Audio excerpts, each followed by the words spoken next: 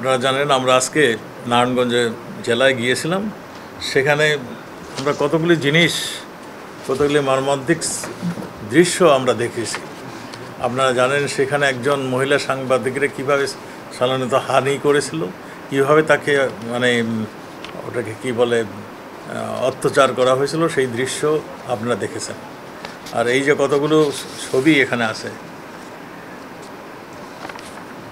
এই এই ভদ্রলোক পুলিশের সন্দেহ করে তাকে মানে দৌড়ানি দেয়, পুলিশের একটা পুকুরে ঝাঁপ দেয়।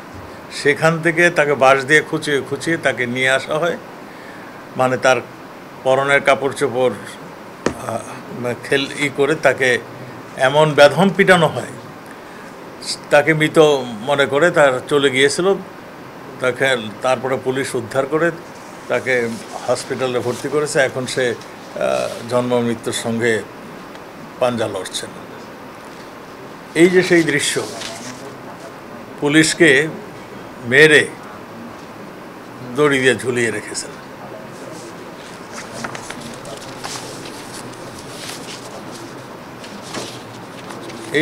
এইটি সেই দৃশ্যটি, ওই যেটা আমি বললাম,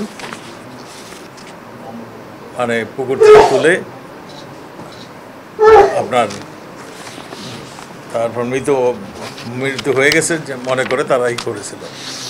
আর এই পুলিশ সদস্যকে ঝুলিয়ে রেখেছিল মৃত্যুর পরে।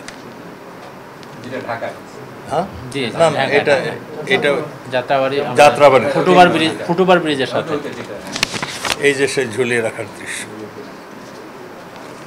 এই সমস্ত নৃশংসতা, এই সমস্ত বর্বরচিত হামলা।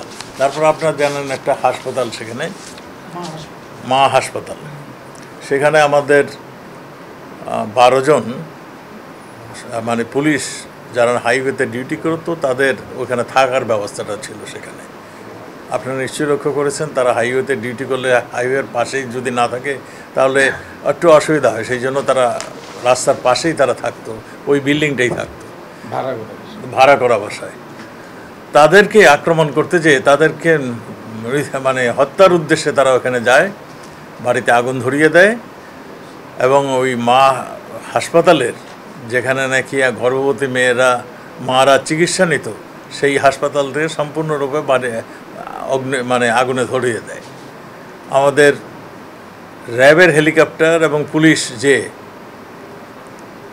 তাদেরকে রক্ষা করেন, এবং সেই হাসপাতালের গর্ভবতী মা যারা চিকিৎসা সেবায় ছিলেন তাদেরকে রক্ষা করেন। 2টি শিশু বাচ্চা, একজন 2 দিনের, আরেকজন বোধহয় 5-7 দিনের বাচ্চা, এদেরকেও রক্ষা করতে, উদ্ধার করতে সক্ষম হয়েছিল।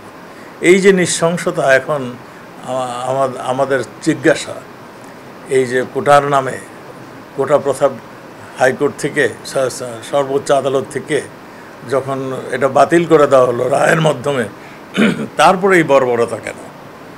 এটাই আজকে জাতির কাছে জিজ্ঞাসা। এর দায়ভার কে নেবে? এর দায়ভার অবশ্যই যারা আন্দোলন ডাক দিয়েছিলেন, যাদের থেকে আন্দোলন ডাইভার্ট করে যারা নিয়ে গিয়েছেন, সবারই এই দায়িত্ব নিতে হবে। তা আমরা মনে করি, আপনাদের মাধ্যমে আবেদন জানাই, এই আমাদের ছাত্র ভাইয়েরা যারা নাকি এই আন্দোলন, যারা এখনও তারা উইথড্র করেননি, তাদেরকে উইথড্র করার জন্য অনুরোধ করব।